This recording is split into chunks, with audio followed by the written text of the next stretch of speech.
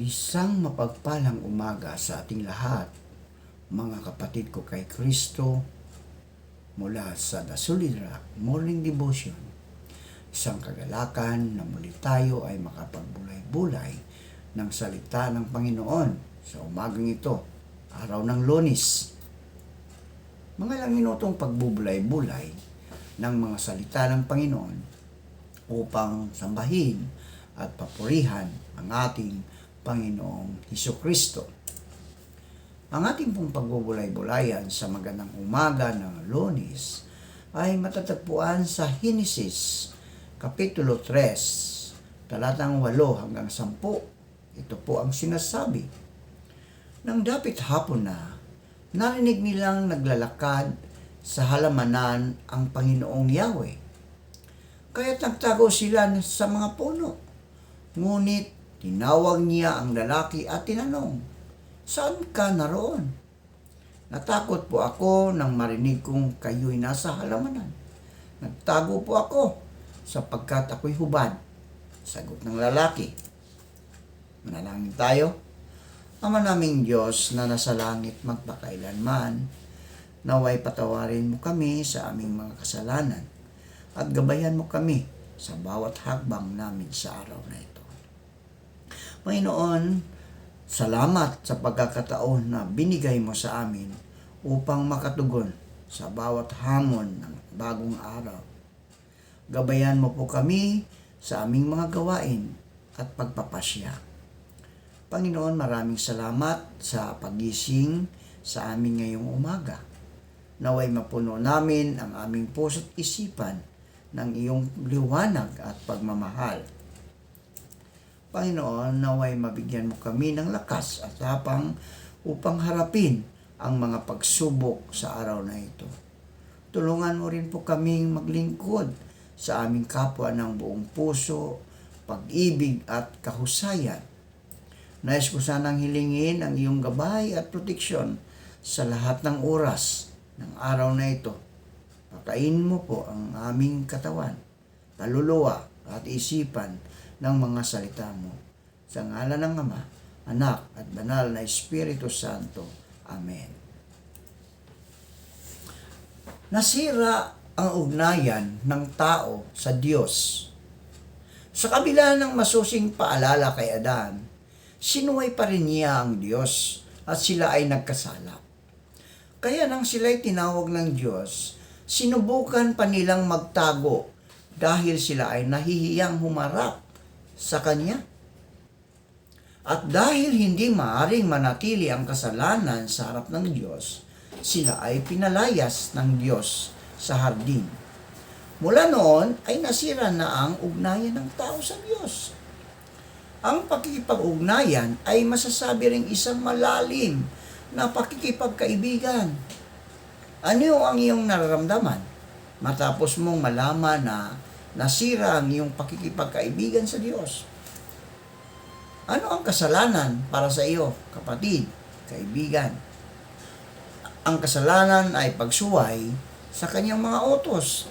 Ayon sa Juan 3:4, ang bawat nagkakasala ay lumalabag sa kautusan ng Diyos, sapagkat ang kasalanan ay paglabag sa kautusan.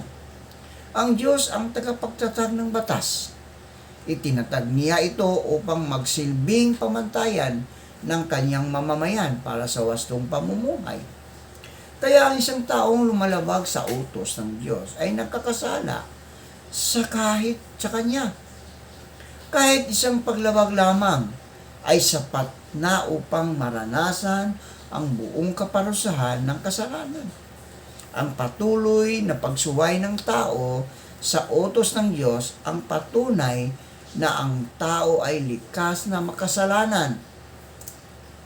Ano ang iyong pagkakaunawa sa kasalanan, kaibigan? Kailan ka nagsimulang magkamalay sa paggawa ng kasalanan? Paano mo ito namamalayan? Ang kasalanan ay hindi pag-abot sa pamantayan ng Diyos. Ayon sa Roma 2:23, ipinagmamalaki mo ang kautusan. Ngunit nilalapastangan mo naman ang Diyos sa pamagitan ng pagsuway mo sa kautusan. Lahat tayo ay naging marumi sa harapan ng Diyos. Ang mabubuting gawa natin maruruming basahan ang katulad. Nalanta na tayong lahat gaya ng mga dahon. Tinatangay tayo ng malakas na hangin ng ating kasamaan. Kung titingnan mo ang iyong buhay, mga kaibigan, kapatid, at susukatin mo ang sarili mong kabutihan, maaaring masasabi natin na hindi ka naman nagkulang. Diba? Hindi tayo nagkulang. Ngunit, kung ang panukat ang gagamitin mo ay ang pamantayan ng Diyos, wala. Wala isa man sa atin ang makaabot nito.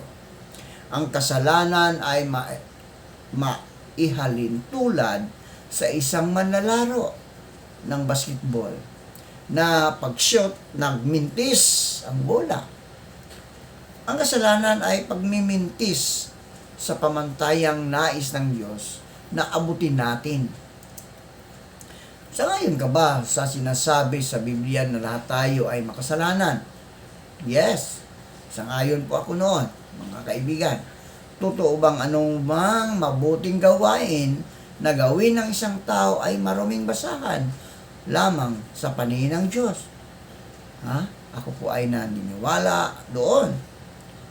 Ipinaliwanag kung gaano ito katotoo sa ating buhay. Ang kasalanan ay hindi sa paggawa ng mga bagay na nararapat gawin.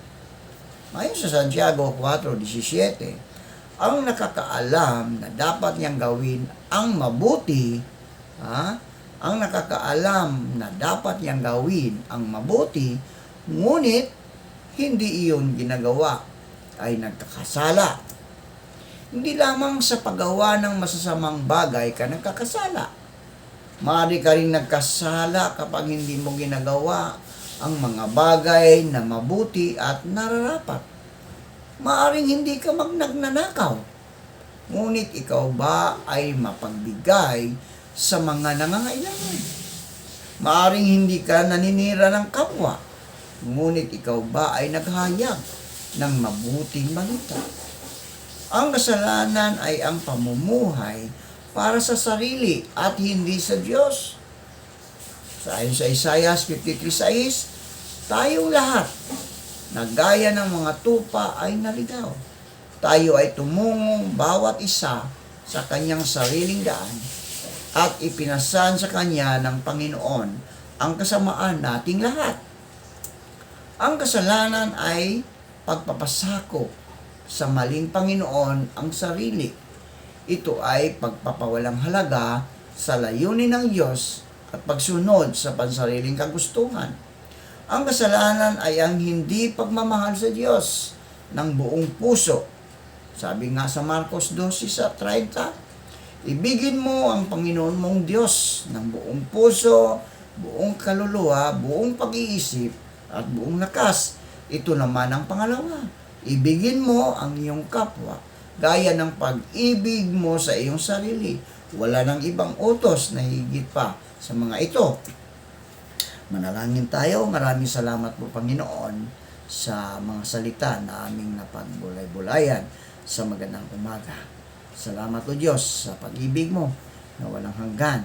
At sa araw na ito, Panginoon, aming dalangin na patuloy mo kaming patnubayan sa bagong araw ng linggo, Lunes. At ingatan mo kami sa aming pagpasok, sa aming mga trabaho. Ilayo mo kami sa mga kapahamakan, sa mga kasamaan. At kami po iyong pagpalain, lalong-lalo na Panginoon, sa mga nakikinig sa morning devotion na ito. Pagpalain mo sila, O Diyos, pati ang kanilang mga pamilya at mga trabaho. Pagpalain mo din ang bawat makakakausap nila, Panginoon. Maraming salamat po sa pangalan ni Jesus. Amen. Amen.